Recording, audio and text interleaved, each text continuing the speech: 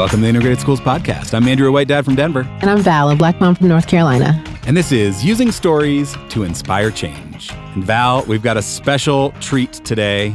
I was very fortunate to get to attend the Color of Education conference last month in Raleigh, North Carolina. Yeah. And we're going to share some audio that I captured while I was there because it's a special conference.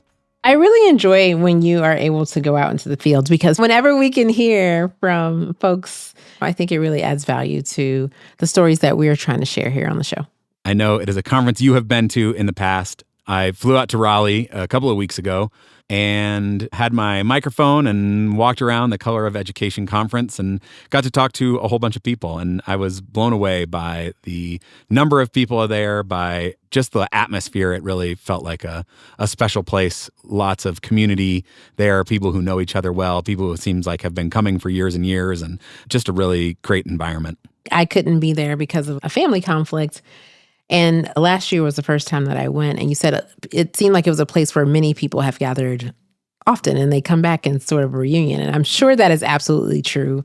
But also as a first-timer, I felt right at home. Yeah. I felt in community with other educators and community leaders who valued many of the values that we express here on the show as well. And so if you are looking for a conference, if you care about education, equity, access, justice, this is certainly a conference we want to encourage you to attend.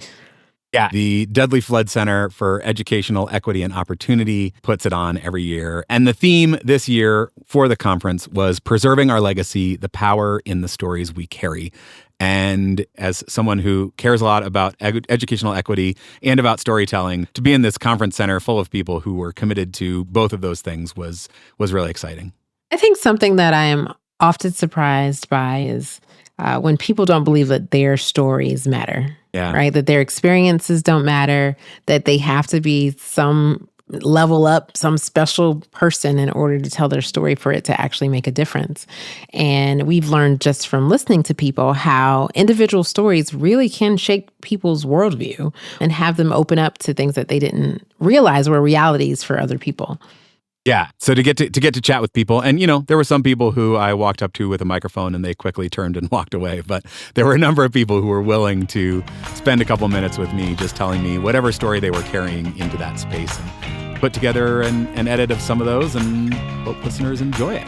Yeah. We take a listen? I would love that. All right.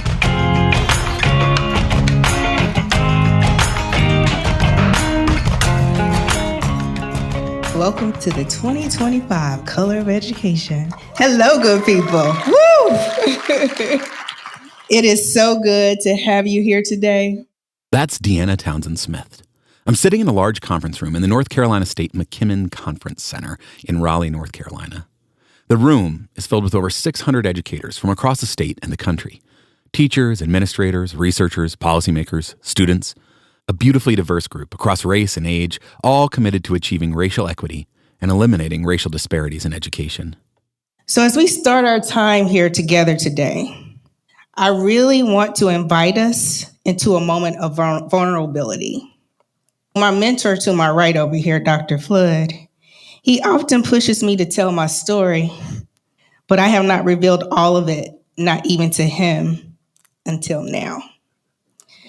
What we know to be true is that to do this work, the real work that reaches beyond policies and programs and to the hearts of who we are, we must be willing to share not only our ideas, but our truths. That's where the power of connection begins. So today, I want you to buckle up because I'm going to tell my story and my truths. I am the great granddaughter of grandparents who were not allowed to own or buy land, but to keep the family together, they worked in fields. They birthed my grandparents who would go on to buy land and build a house because the bank told them no. These same grandparents instilled in those they birthed that when you have family and faith, you can move mountains. My grandparents and great-grandparents taught me to see no in the face of injustice as an opportunity instead of an obstacle, especially if it is right and just. This was unlike any conference that I've ever been to. From the moment I arrived, it felt like a family reunion. There was a sense of comfort and real presence in the air. Folks were there to get the full experience and to be in community together. Dr. Townsend Smith was setting the stage. She went on. So a little bit more of my story, which is a little bit hard for me to tell here today, is that I was born to parents who became bought into Christian nationalism and who ripped away from me the power to gain knowledge from schooling because their belief system supported removing their children from schools because of supposed negative influences. So when I advocate for public education for every student, it is because I know what it means to have that right taken away. I truly know that public schools matter, and we must interrogate the underbelly and through line between Christian nationalism and the policies and practice that are constructed to make it seem that public education and that public schools are not necessary. To lay out her story so honestly, in front of so many, in this moment in our country, felt like an act of resistance. And it spoke to the theme of the conference, preserving our legacy, the power in the stories we carry. She continued. Additionally, because my biological parents were so bought into their religious beliefs, I learned early on the difference between faith and religion. My grandmother was a woman of faith, so she used the pulpit to push for a place for women to preach, even though she was often told it was not her place to be. But see, she instilled in me, girl, you can't run from your destiny. So while I may not use a pulpit, I use my platform to galvanize movements, as that's my superpower. It's a part of my ancestry. So resisting injustice, fighting for what is right, and the least of those, despite the cost, runs in my veins. Each of us carry a story of family, a place, of triumphs and struggles. Alone, those struggles remind us of where we have been. But when we weave them together, they become something even greater, a collective story, a story of resistance, a story of courage, a story of hope. And it is this collective story that has always been and must continue to be the driver of change. We know that equity must remain at the center of all we do. Equity is the work of creating a world where the story you carry does not determine your access to education, dignity, or possibility. There is power in the stories we carry, but equity means those stories don't determine our possibilities. I found this idea very profound. The conference focused on 4 key tenets to guide the work of equity. I want to ask each of you to hold 4 foundational tenets today. Those are trust, truth, courage, and power. I want you to trust in each other and in the wisdom we hold collectively. Truth in telling our stories as they are without erasure. Courage in facing the challenges of this moment, because even though they're there, and even when it feels heavy, we have the power. The power not to dominate, but to transform, to liberate, and to create opportunity. Our ancestors are with us in this space today. Every time we tell our stories, we honor them. Every time we step into courage to speak truth, we extend their legacy. They hand us not just history, but a roadmap for action. So today, I invite you to listen differently, share bravely, connect deeply, and leave here ready to act with clarity, with purpose, and with the knowledge that the stories we carry are not only our past, but our blueprint for the future. I am Dr. Deanna Townsend Smith. I have the privilege and honor of leading the Dudley Flood Center for Educational Equity and Opportunity.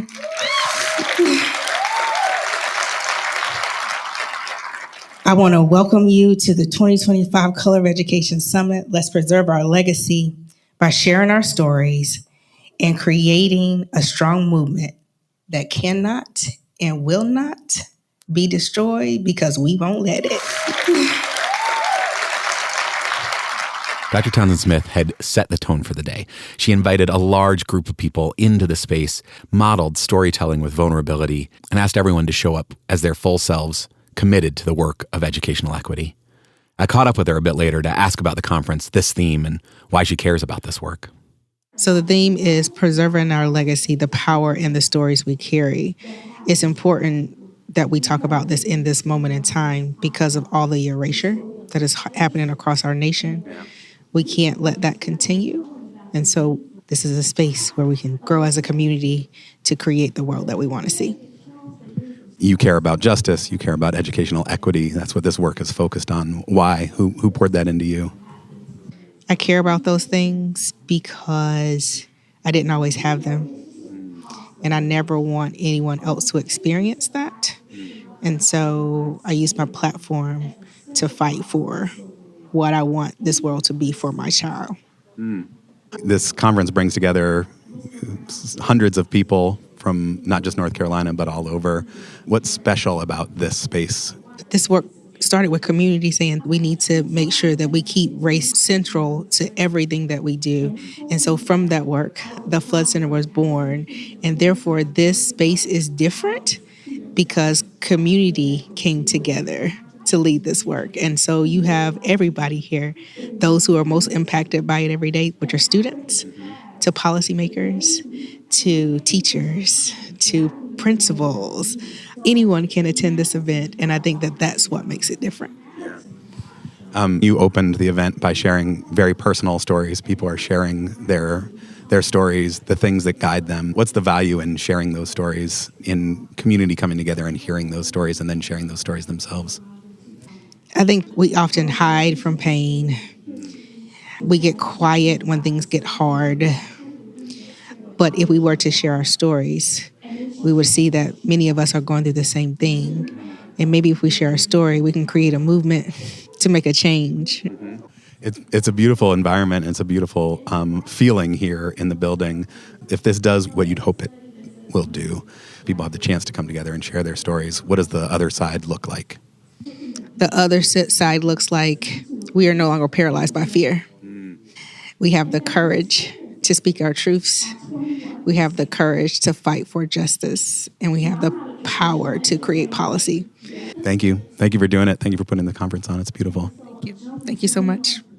You can guess I am pretty fired up at this point. A conference full of people who care about educational equity and storytelling. I mean, this is my happy place. After Dr. Townsend Smith's welcome, there was an amazing keynote by a Black scuba diver named Tara Roberts from National Geographic, who's been mapping the wrecks of lost slave ships. Her story was incredible. She actually has a podcast about it. There'll be a link in the show notes. It's really amazing, incredible storytelling.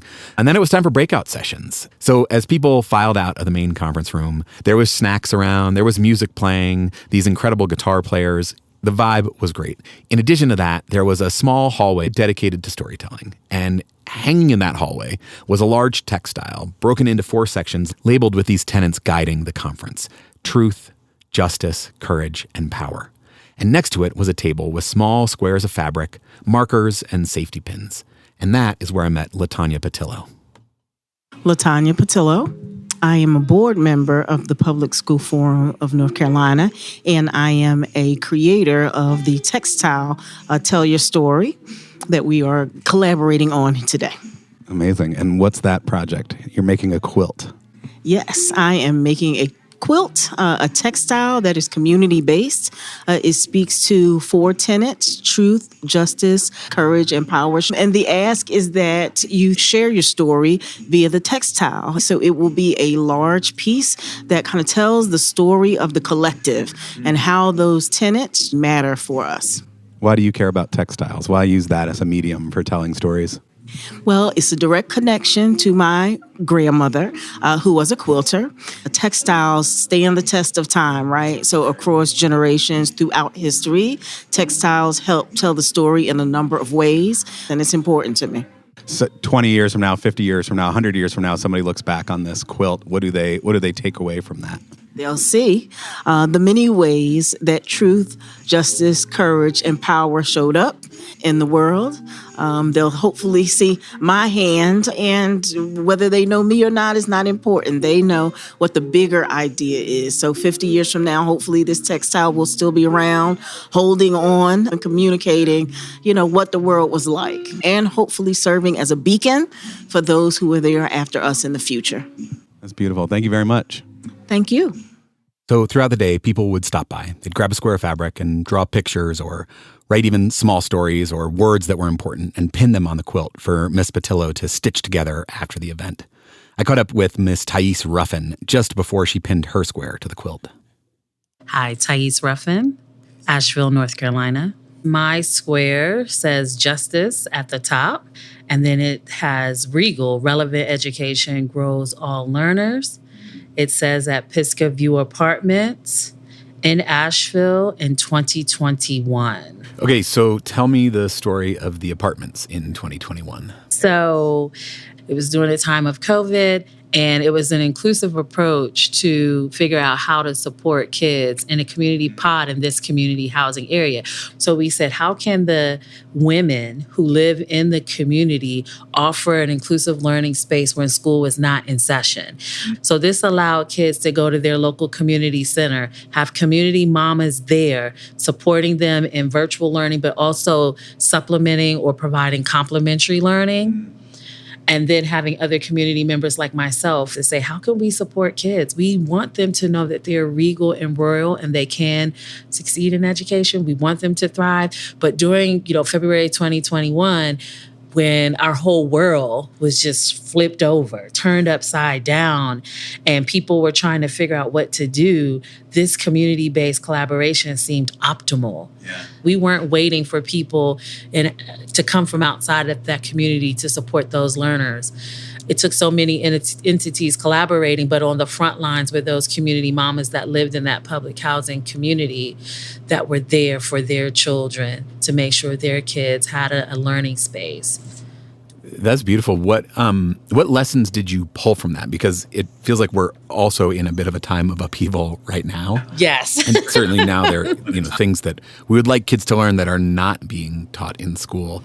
Were there lessons that you learned from that about, what education could look like? Oh, absolutely. Education cannot be confined to the four walls of a building, of a school, or a single institution. It is an ecosystem that takes all of us. And people should never negate or doubt the community members themselves, of not seeing them from a deficit lens, right? But seeing that they have cultural capital, human capital, and assets. That the things that they were doing with the kids, they did not have a teaching license. They weren't a licensed social worker or a licensed counselor, but they were mothers who had given birth to children, who lived in this public housing community, who were collaborating with university people and others to say, we have what we need to make sure our kids can thrive and soar. And we don't have to have 50 million credentials behind our names to do so.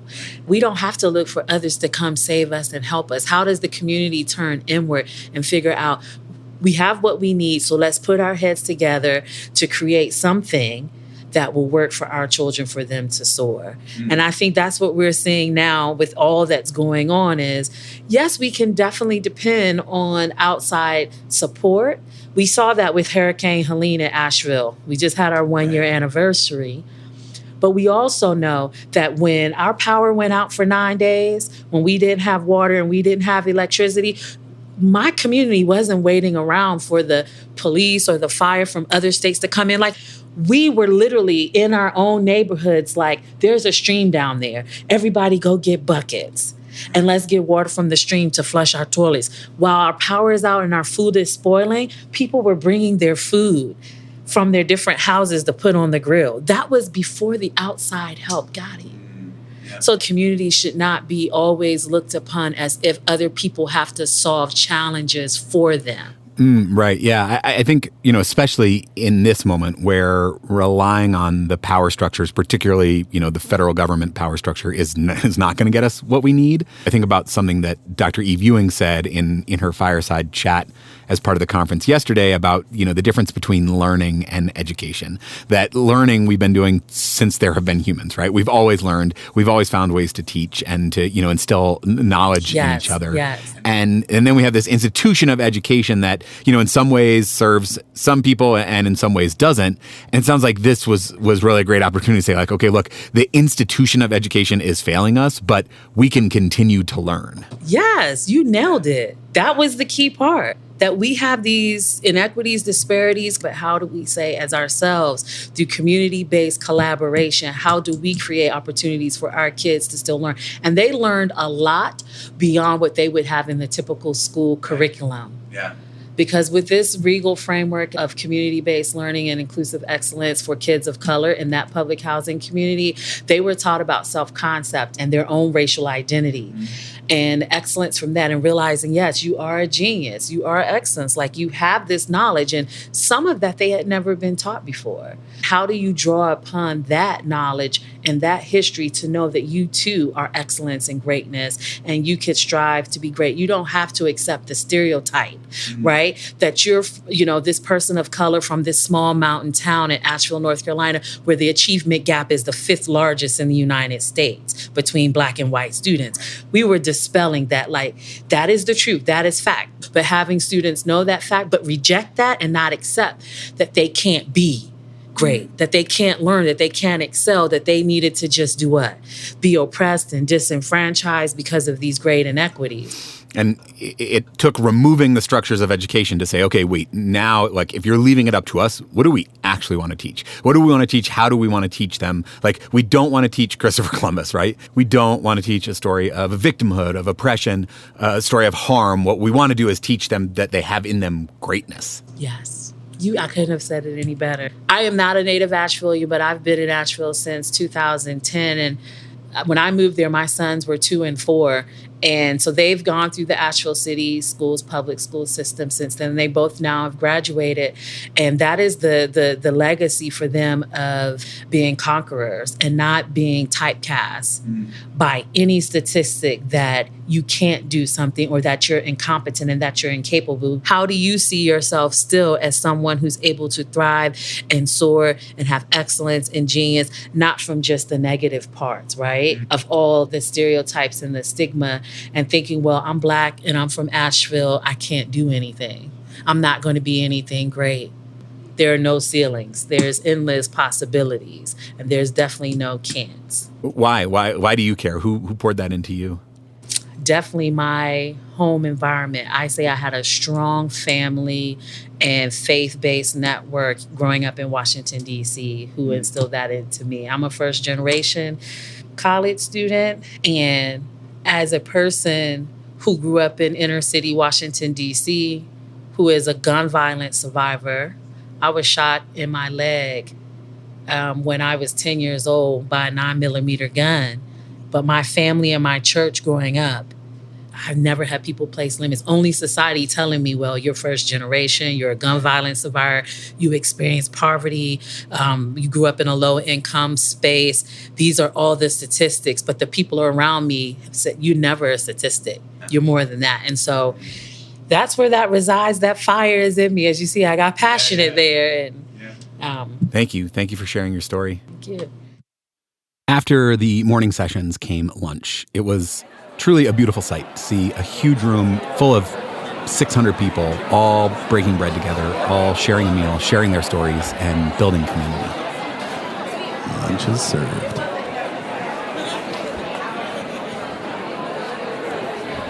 Throughout the day, as I wandered about, amazed by the energy and the content of the conversations, I found a few other people who were willing to share their stories with me. My name is Valencia Abbott. I am a social studies history teacher at Rockingham Early College High School in Wentworth, North Carolina. Amazing. And why are you here at Color of Ed conference? I am the only Black teacher on staff at my school. Wow. And in the district that I teach in, there are students that could go all the way K through 12 and not have a single teacher of color. I grew up having Black teachers. And I saw the change with my own daughters. They still had Black teachers, but not as many as I have. But it wasn't until I became a teacher, which I didn't become a teacher until I was nearly 40. Wow. I know, and I'm 61. You're 61? Get out of Yeah, here. I like that. See, you got to keep that part. I won't cut that. Don't worry. The theme of the conference is the power of the stories we carry. What's a story that you're carrying with you in this space today? The story that I want to share is that I was named the 2025 National History Teacher of the Year. Congratulations. To be chosen as the National History Teacher of the Year, especially as a Black female teacher in that role. I'm hoping, encouraging others to follow me into the classroom because our students need to see a reflection of who they are. So not just color in all elements of their life, that they have somebody that they can connect to in some way. So I'm really humbled and honored by this. It's been a whirlwind the last couple of weeks. I bet. But to get an award for being a history nerd, I think is the most... Yeah. See, that's why I was reading all the time. How are you thinking about teaching history today in the current political climate? The same way that I've always started. I show up authentically as me. I show up to tell my students the truth. I show up to have them make some kind of connections to the curriculum, to the content. I show up to be the best teacher that I can be on that day. And that's not changing. I'm going to still show up and do what I need to do for my kids. It's beautiful. Thank you. Thank you for doing it. Thank you for sharing your story. Congratulations. Thank you. Like I said, I'm really humbled in that I get to show my students, what reading and learning history can get you. Jodine Simpson. I'm actually doing a master's in school administration. And so I'm just here to learn more about equity in education and how do I drive that forward. Why do you care about equity in education? Well, I'm Jamaican. Let's start there. And when I came here, everything seemed so different to me. And at first, I started at a school that was very privileged, I must say that. And then a couple years after, I went to another school that what I would term as less fortunate. And then I started to think more of why is it that those kiddos had more opportunities than my kids? And so that has really driven my work into how can I be more equitable in my classroom? How could I have more of a culturally responsive classroom? Yes. That's beautiful. The theme here is the power of the stories we carry. Is there a story that you carry that helps sustain you through this work? I do carry a story. I came from Jamaica, and coming here, it was a cultural shock for me, and there was a lot of things that I had to learn. And so I try to make sure that my classroom is culturally responsive. So I think of myself, how can I bridge the gap to help those who were here before me and those who are coming after I've been here? What do you hope your students will take away from having had you as a teacher? In my classroom, I try to build holistic learners. And to be honest, the things that I always want them to leave with is knowing that there's a purpose for you in the world, but it starts right now. You're right in what you need. You're writing your own story right now. It starts from here. So I've just always led with the motivation piece and hope that they can have a growth mindset as they work through challenges and be able to empower and uplift each other in my classroom and possibly translate that to the world. That's beautiful. Thank you. Thank you for doing that work. Thank you for sharing. Thank you so much. Appreciate it. Anitra. I'm an elementary school principal. My community could be considered marginalized in some areas, lots of high poverty situations, but students and people at the school who really care about the community, and we want to make sure that we support our people. Like, we want to make sure that our community knows that we care about them and we do all the things to improve everything that they're doing. Why do you care about that? education has been it for marginalized groups. It's the thing that's changed their situation. It's, helped them to move out of situations. It's just been like what they say, the great equalizer. Right. So just hold that idea of education is that one step forward. Yeah. One of the themes of the conference here is the power of the stories we carry. Is there a story that you carry about education, about justice that sustains you, particularly, this is a difficult time to be in education? My grandma was a very intelligent woman, valued education, 8th grade education, very much a voracious reader. Just circumstances did not allow her to, continue the stories of the people before us, like how much value they place on education, being responsible and making sure to honor like the things that, they may not have been able to achieve. Thank you. Thank you for doing that. Thank you for sharing. I appreciate it. There were also a number of amazing partner organizations with tables set up in the main conference room, and I wanted to chat with a few of them to learn about their work. Jennifer Rifkin, and I'm with the Public School Forum of North Carolina. I'm here to connect with other educators and to share the resources that we have and hope that they invite us into their spaces so that we can present on policy and engage their communities and eventually meet with their representatives to advocate for really important issues that are impacting their schools. What are some of those things that are coming up now, in this particularly charged time where public education is under attack? What sort of things are really surfacing from all across the state? School finance is impacting educators, of course, because their salaries have not been increased. So when you talk about teacher retention, there's a lot of challenges there. We're doing a decent job in recruiting teachers now. I think our university systems have these great programs and are doing excellent jobs recruiting.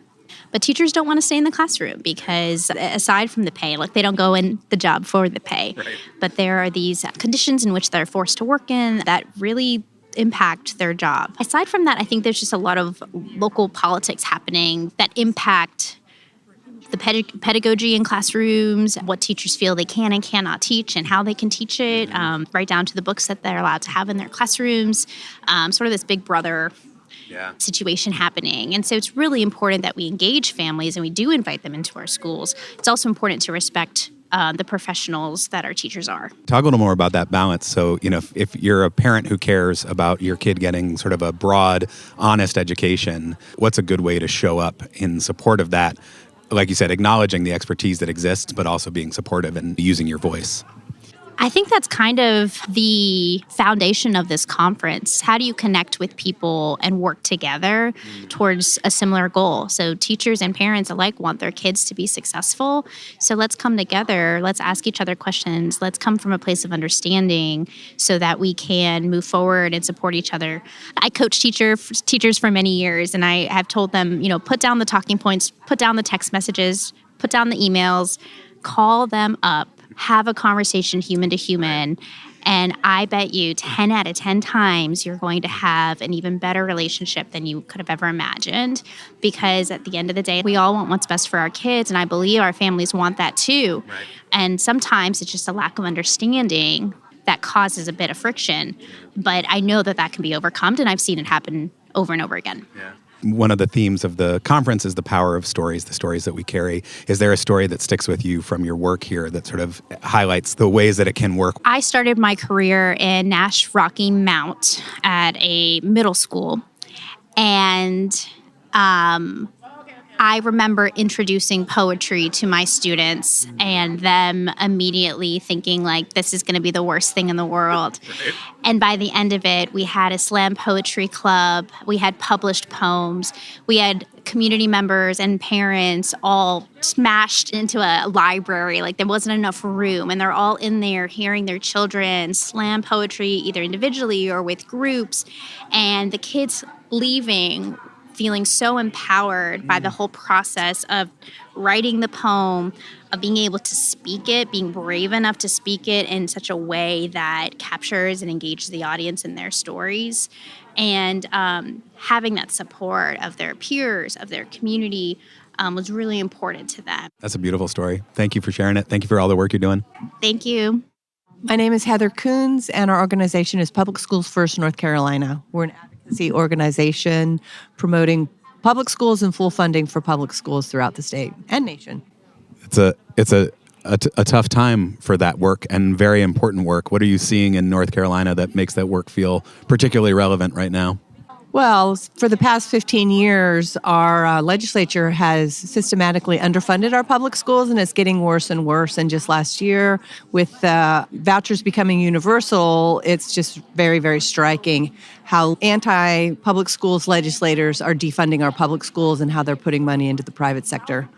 I'll just give an example. In Wake County, just in the last school year, private schools in Wake County received more than $56 million in voucher, that's tuition payments, from the state of North Carolina. Since the voucher program started in 2014, Wake County private schools have received more than $105 million. And imagine if that money had gone to public schools, the funding we need to better support our programs and our teachers and give them the salaries that they deserve. So it's really bad in North Carolina right now. But it's our legislators. They're making these decisions. We can reverse those decisions if we can show them what's happening. If someone's listening and they're like, oh, that's outrageous, $100 million, that could be much better spent not, subsidizing wealthy families to send their kids to private school like they were doing already. What does it look like to show up in support of that? So the first line would be just talk to your legislators and your elected officials, because they're the ones who are making these decisions. And then start getting the data and find out what's really happening to your tax dollars. So for example, in the case of the voucher programs, in contrast to public schools that have public accountability for performance, for where the money is spent, for contracts, there's none of that, none in private schools. So we don't see where the dollars are going.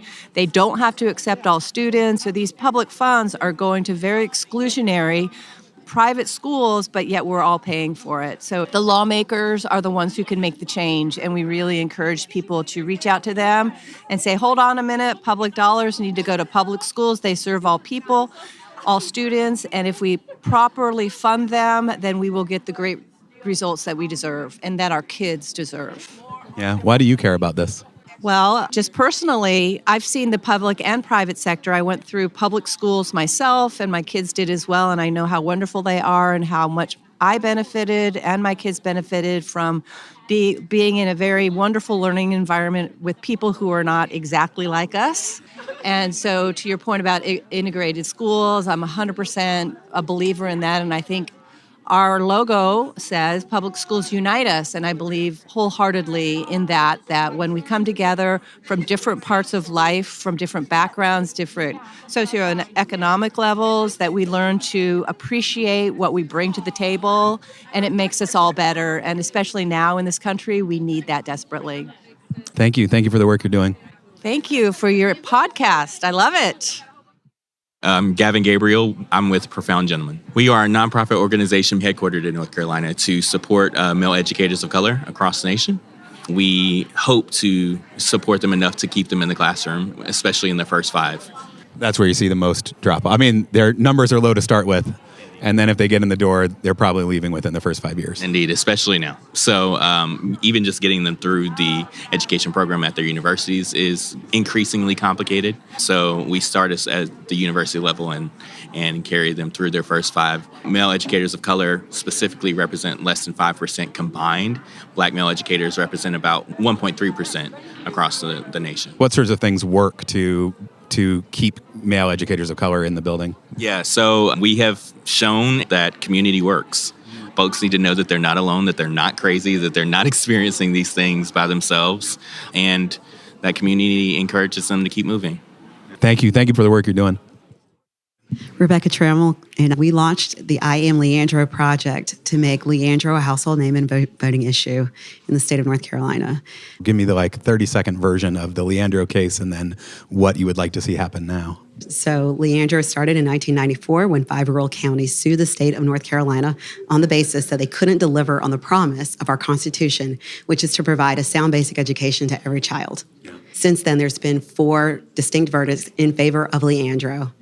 In the process of all this, the courts ordered the state to release $5.54 billion to effectuate the Leandro Comprehensive Remedial Plan. That money was never released. And now it's time to get it out of the courtroom into the classroom, and that's up to the people of North Carolina. The state of North Carolina owes $5.54 billion to our public schools. And I believe that even though Leandro has prevailed in the courts of law, it's time to take this case to the court of public opinion. And I believe that the people of North Carolina know what's good for their children, and we prioritize that. If people are fired up about this and they're angry, what can they do? Find us at iamleandro.org. Amazing. Thank you so much. Keep up the good work. Thank you. Appreciate it. The day flew by, and as things were wrapping up, I was moved by the stories that I had heard, inspired by the sense of community, and well-nourished both in body and in spirit. And I wanted to know what people had enjoyed most about the conference. What's your name? Hayden. What's your name? Faith. Will you tell me what the best part of Color of Ed was? Well, we were in one of the breakout rooms about Brown versus Board of Education, and we got to actually speak to people that, were around during that time and in their adolescence and how that experience was for them of desegregating schools. And it was just definitely really interesting and a good insight. It was Miss Annie Hargett and Dave Mason Jr., I believe. And I feel like his story, the hot dog story they call it, I feel like it deeply impacted me because he was saying he was 5 years old and he went, I think, to try on clothes with his mom in a separate part of town because they weren't allowed to try on clothes in this one part. And he said in the basement was this hot dog store, and he went down there and he said he got a lot of weird looks, but he didn't know it was wrong because he was only 5. And his mom had came down there and she's like, "We've been looking for you." And he was like, "Oh, I just wanted a hot dog." And she was like, "You can't sit here." And he said, "Why?" And she said, "Because you're colored." And he said, "What does that mean? Like, what is that?" And yeah, and so basically that was his mom trying to explain to him what racism was because he said at the time she was considered a light-skinned Negro. So he was confused because he was like, "I'm this color and you're this color, so are you colored?" And it was like, it was an amazing story. Will you come back next year? Most definitely. Yeah, I liked it. Yeah, for sure. Thank you very much. What's your name? My name is Shelby. Can I ask you what the best part of Color of Ed is? For me, the best part is the preparation that goes into this summit and seeing educators from all walks of life, from all parts of the state and across the nation come together to talk about the future of our children. That's beautiful. What's your name? Karina. And you? Alicia. What was the best part of the whole day? Probably the food. Yeah, the food was good. The food was good. I like the opportunity of getting to learn about different stories from different people and different demographics of people. Yeah. I'm currently a first-year student at NC State. I'm studying education. This is my 3rd time at this conference, but I'd say being here with actual intentionality about what I want to work towards. I ran into my middle school assistant principal, and I connected with her, and she's going to give me an opportunity to talk to some students at her school. So I feel like coming here and really having a broad variety of opportunities and networking spaces is really great.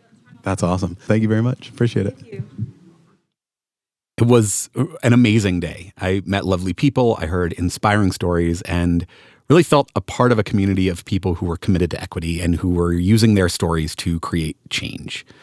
From trying stories of overcoming obstacles, facing hardship, fighting for justice, to celebratory stories of recognizing greatness, it is clear that Color of Ed is a special place.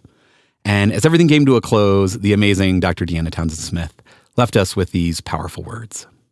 As we prepare to close out this year's Color of Education Summit, I just want to remind you that your story holds legacy and power. I want to take a moment to honor the work we have done together. We have listened with open hearts, shared with vulnerability, and leaned into the power of connection. We have remembered that our individual stories, when they are woven together, they create a collective story.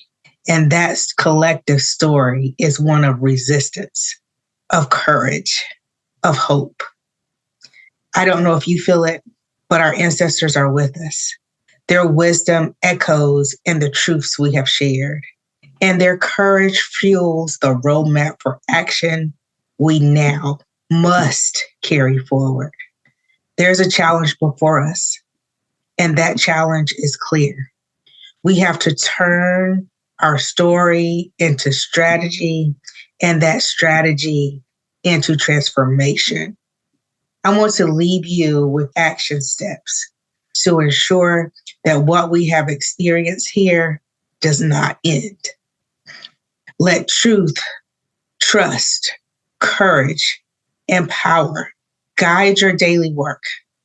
Ask yourself, how do these principles live in my classroom, my school, my community, my leadership?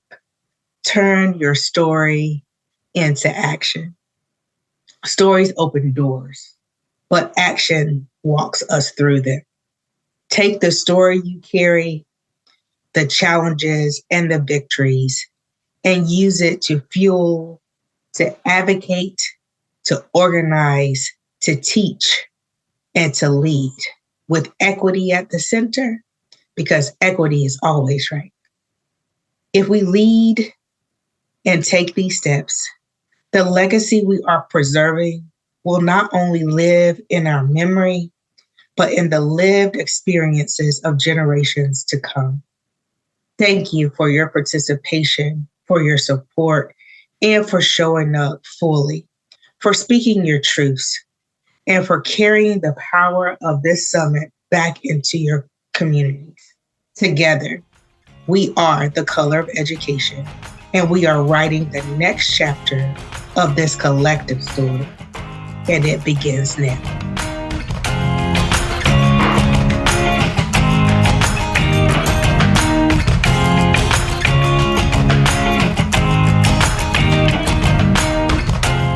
So Val, what'd you think?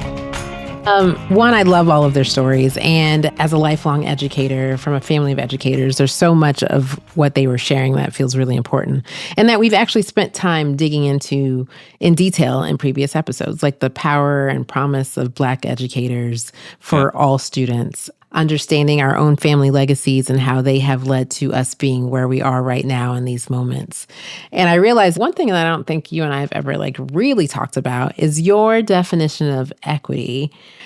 And so I'm wondering, when you think about equity in education, are you thinking like equal access or equal outcomes or something different, a blend, a mix? I think about educational equity as being about giving everybody what they need to have the opportunity to thrive. I think an education system that creates the environment for kids to be able to show up as their whole selves and be able to find the things that drive them and inspire them so that they can thrive in whatever way that makes the most sense for them. I think that's what comes to mind for me. So it feels really individualized for you. So if you wanted to become a sound engineer and I wanted to become a museum educator, everything is in place so that we have the outcome of our own individualized dreams. That the doors are open. This idea that Dr. Townsend Smith talked about in her opening remarks, where she says, equity is the work of creating a world where the story you carry doesn't determine your access to education, dignity, or possibility. That feels like a great definition of equity to me. Yeah. And I think I asked because I think I've been in places where people are like, hey, we gave you the opportunity. You were allowed to go to school. Right. And you did not take advantage of the opportunity that we gave everyone. They believe in educational equity, but it might stop at the front door, right? It might stop when we say, okay, you have access to this place. I should not be responsible for anything else because the rest of it involves your actions, your personal responsibility. You should figure it out from there because I got you to the door. Yeah, I don't think we can stop at access, right? Access to spaces that are harmful to your soul is not actually equitable. Having access to a school that doesn't where you don't actually feel like you belong, where you don't actually feel like you are given the tools or even the access to curriculum. We've talked lots about the ways that segregation shows up within schools. If you have access to the building, but you don't have access to the AP classes, if you have access to the building, but you don't have access to a teacher who inspires you, who believes in you, who invests in you, is that really access? I'm putting that in my mind along with what I think about in terms of what is a highly rated school. Like if I go to a highly rated school, that happens to be racist, right? Is that what we're after? Yeah, I don't think equity is something we actually rate schools on, right? I mean, there are some places that are trying now to hold schools more accountable for the difference in standardized test scores between subgroups of students, but that's not getting at this underlying issue of creating environments where kids can show up as their full selves and reach their full potential. And I think that's the equity. And so, I think there's a lot of very highly rated schools that are incredibly inequitable. And not only are they inequitable within the building, where, we know that not all students are getting access to all the resources that are there, but the existence of those schools is draining away resources from other schools. So they are both contributing to inequity within their walls and then inequity within the districts. Yeah, I think I'm feeling something else. I no longer believe, as of the time of this recording, that arguing for equitable schools is enough for people to want to take action for that change. We have been making these arguments for as long as we've had schools. And for whatever reason, they are not convincing enough. I'm trying to understand, what is convincing to folks, right? Like, what is happening in reality that this feels hard for people? I think there's probably a couple of layers to unpack there. I think, one is that, as the conference theme suggests, there is power in the stories we carry, that telling those stories, that sharing those stories does actually build a greater constituency for those things. And there are also a lot of stories being told, particularly right now, that are counter to those messages. Stories that are about resources not being sufficient, the stories that are about threats and fear and anger that are also galvanizing people. And I think there's like a constant push and pull. There is constant pendulum swinging back and forth. I think in times where people feel fearful, in times where people feel like there is not enough, that there's a tendency to kind of close rank and to try to hold on to the things that are available and the things that we feel like we have control over. And so ideas like equity don't feel as powerful or compelling. I think we're in that time period right now. And I think it's why it's important to keep telling stories about the positive things that happen when we actually have equity, to keep telling stories about the things that people have overcome along the way, because this has been a constant battle. This has been a constant push and pull, and there's been progress and there's been retrenchment and there's been good things that have happened and then ways in which we have fallen backwards. And I think it's an ongoing battle, but it's a battle that has been fought for hundreds of years. Maybe that's why I'm tired. Yeah, for sure. Yeah, I mean, that's why, like you mentioned last time, this is like a marathon relay race. Like, yeah, it is. We get to pick up the baton in this period of time and keep telling the stories, both to honor the things that have happened in the past and to serve as a blueprint for the future. Yeah, all of the stories that we shared remind me of the wonderful people that I've worked with in my entire career, and I am incredibly grateful for them, to them. I want them to have some rest sometimes. I want it to not always feel like a fight. I want them to know that they have full communities behind them. I don't want them to feel like they are a singleton going to this conference in North Carolina to find their community, right? I think that's my wish for folks who are in this work. And I think the only way that I can get my wish granted is if more people start speaking up. Because I do think those other people who are in support of them, who want to be in community with them, who believe what they do and are really fighting for justice for our young people are out there. Yeah. We have to find the courage to not be silent. We are in a very interesting moment. And I don't know how we get out of it. And that's me being like, straight up, like without significant collective action on the part of people who care. Yep. And that thought makes me tired. Yeah. So I want people to be clear that collective action starts with individual action and then finding your people. And your individual action can look any number of ways. And it can actually be part of your professional day if that fits into it, right? So it can be like if you're in a role where you have a voice and you have influence in ways to make your profession more equitable, just use it. If you have a company where your donations are matched, donate and then force your corporation to match. We are in a time where social services, the arts, education are being defunded. People need as much support as they can possibly get, and then actually tell those stories of what you're doing.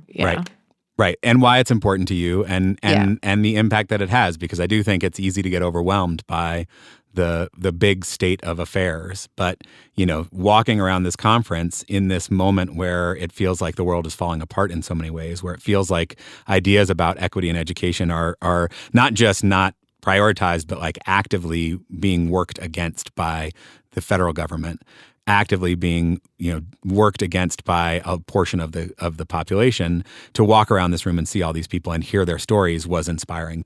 Those stories, as Dr. Townsend Smith said, when we weave them together, become part of a collective story that can actually drive change. And so taking action, going out and finding ways to be in community with people, finding small ways to be helpful in times where people need help.